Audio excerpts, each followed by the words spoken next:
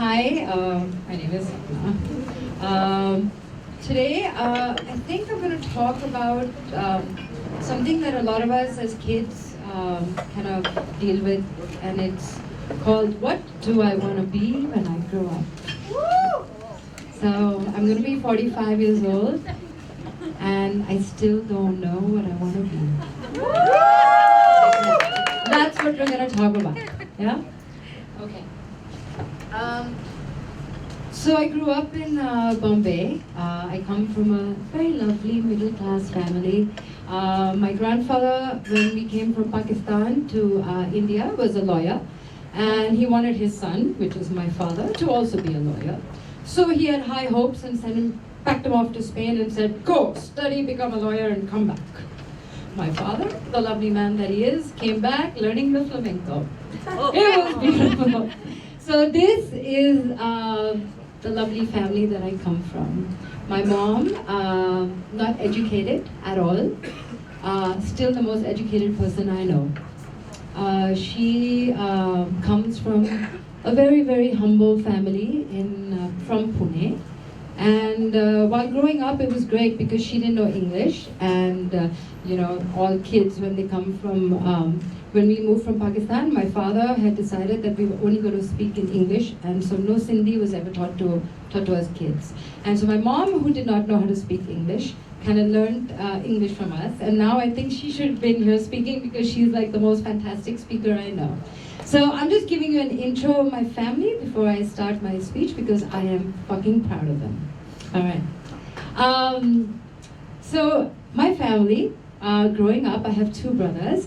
And like all kids, they always have a dream, right? We always want to be something. We look at superheroes. Sometimes you want to be like Superman. Sometimes you want to be a lawyer. Sometimes you want to be a doctor. Sometimes you want to be an engineer. You're always so excited as a child. And my mom was always so worried about me because I wanted to be nothing. And all these kids were making fun of my mother, like, your daughter is a loser, like she just doesn't want to be anything. And she kept on saying, no, I have hope. One day she will become something. It's gonna happen, right? And so days pass and, friends talk, and our kids, my brother was very determined, I'm gonna be a pilot, that's what I'm gonna do. And my youngest brother was just, he's the sweet guy that he is. Even at the age of 3, he knew he wanted to become a social activist. Why? We don't know. So he was made fun of by all the other kids because he was just a loser. And then he had this loser sister, which is me, who had no clue what she wanted to be. So one day, this is the secret, this is where it all happens. My mother takes me to see this film. All right, it's very dramatic, it's a Bollywood film. We're watching it, it's called Dayavan. All right? No. And we're all watching it, and I'm looking at this, and I'm in my teens, so you start appreciating men quite early, and I'm looking at this hunk, Vinod Khanna, and I'm like, oh my God. I know I can't be him, but I'm kind of beginning to realize what I want to be in life. So I finished the movie, and we got home, and I went running to my mother. I know what I want to be. She was so excited. She was like, Mithai lao. I said, Mom, when I grow up, I want to be Dayavan. She quite didn't know what to say. So you want to be a mobster? Okay, whatever. But she was just really excited because I had decided that I wanted to be something. And I think all parents just want to make sure that their kids have a goal and then they are okay, right? So here I am, like I'm getting a little older and my Dayavan thing is happening, but then, the 80s were happening, and then the Indian thing was not looking so cool because here I am looking at like Michael Jackson, looking at Bruce Springsteen, and I'm like, wow, these guys are really cool. What is this Dayavan guy? I don't know. He's cool and all. And so I decided, okay, I'm changing my mind. I want to be a fashion designer. This is it. It is it. This is what I want to be, right? So I tell my mother, I'm really sorry, Dayavan can wait. Fashion is more important because even a mobster wants to look good, right? Yeah. So she was like, all right. So after my 10th standard, she packed me off to SNDT, and she said, okay, why don't you go learn what you want to do? So I went for my test. Damn, these tests are really hard.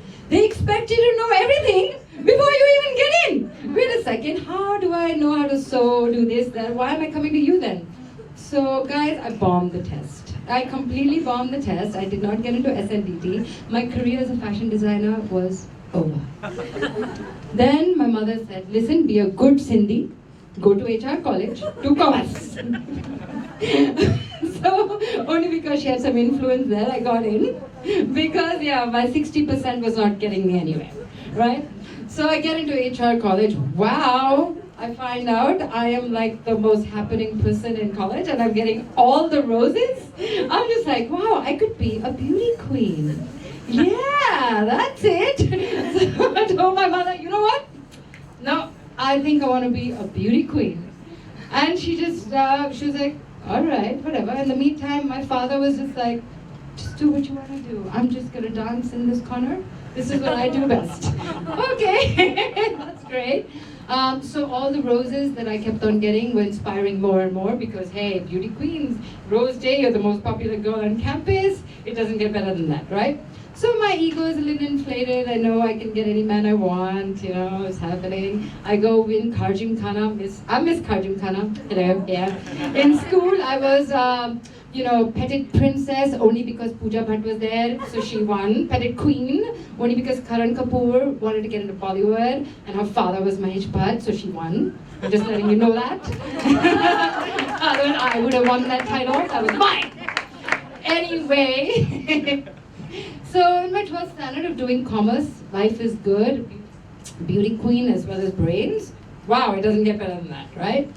So then my flamingo father decides I'm going to drink a lot and just kind of die on you. So when he just kind of dies on me, we're like, oh, what are we going to do now? Because my mom, like I said, never had studied a day in her life. We kind of found out that he had a lot of debts. So now, how do we pay the debts? What do we do? And my Krantikari brother was like, oh, maybe I'll have to make money now. So this Krantikari thing is not going to quite work. So because I was such a rebel, my mother didn't know how to handle me. So she packed me off and sent me off to America. She said, okay, you know what?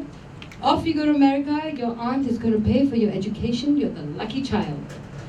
I was very excited. I permed my hair because I wanted to be ready for America. Beauty queen, here I come. Right?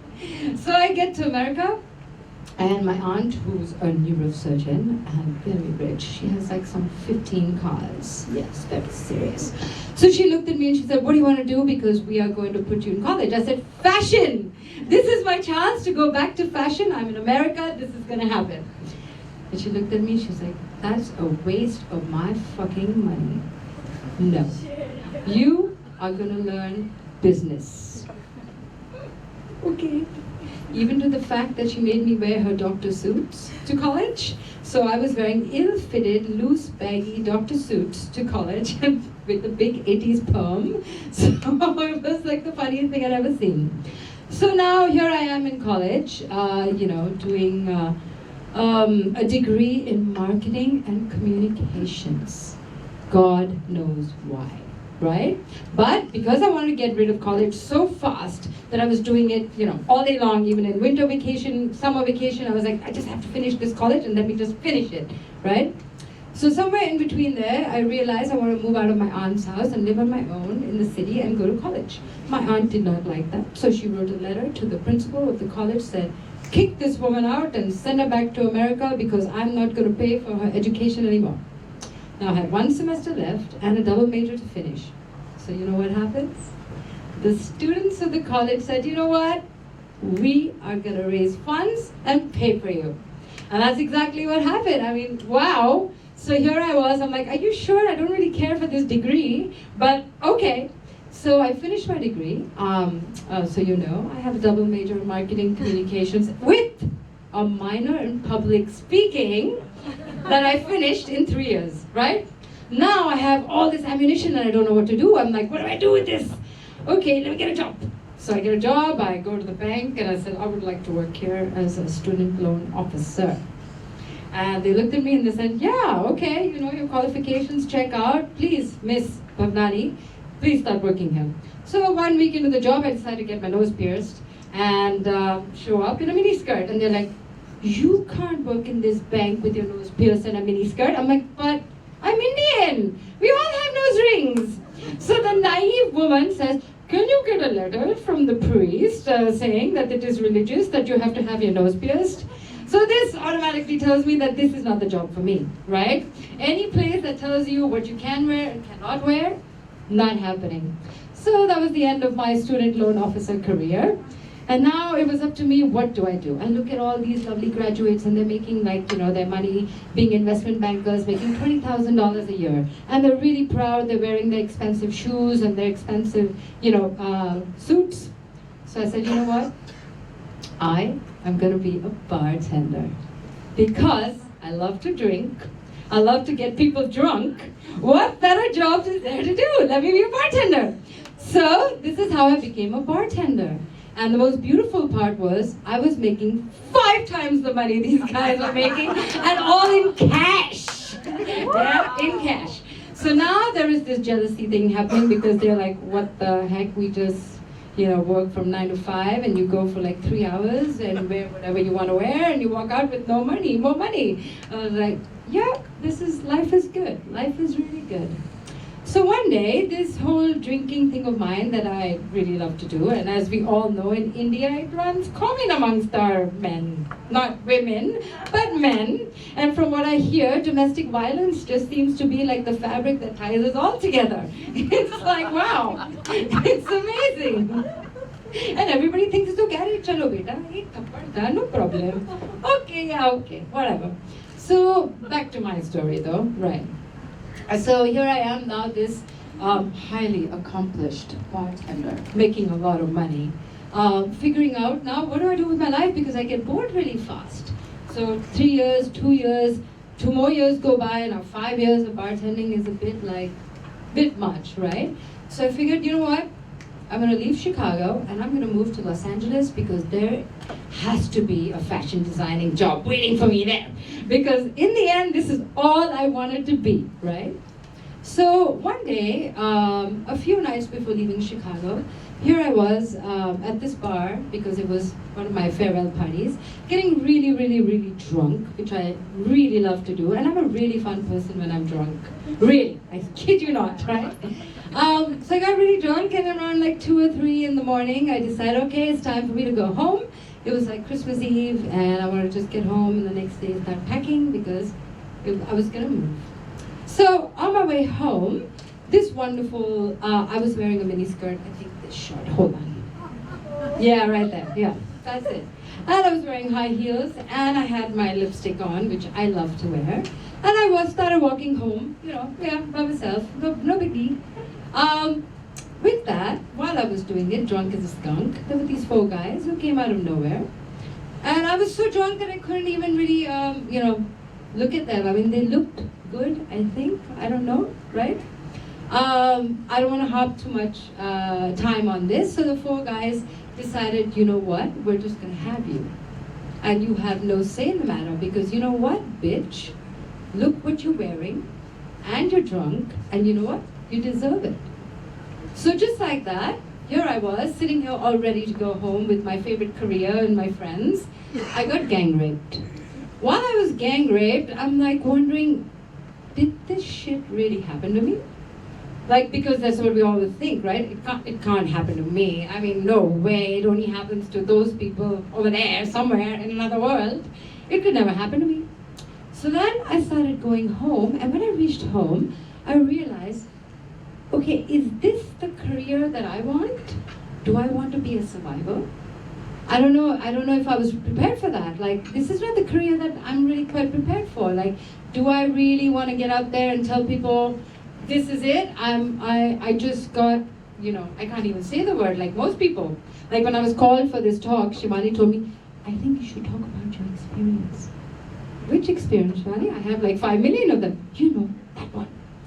This is what I'm saying. So it's so uncomfortable to even say the word. And I was like, okay, you know what? Fuck this shit.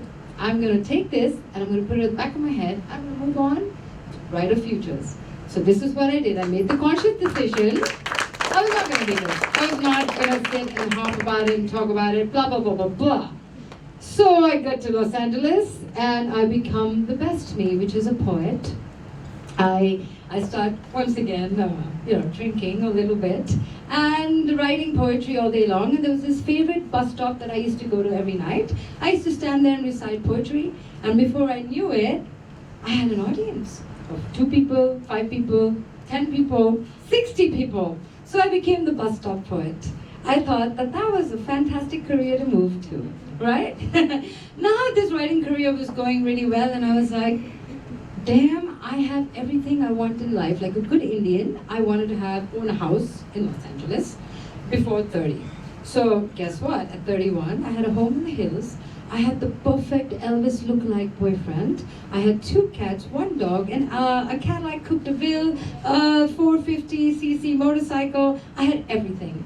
So I wake up one day and I'm like, shit, I have everything. Now what do I do?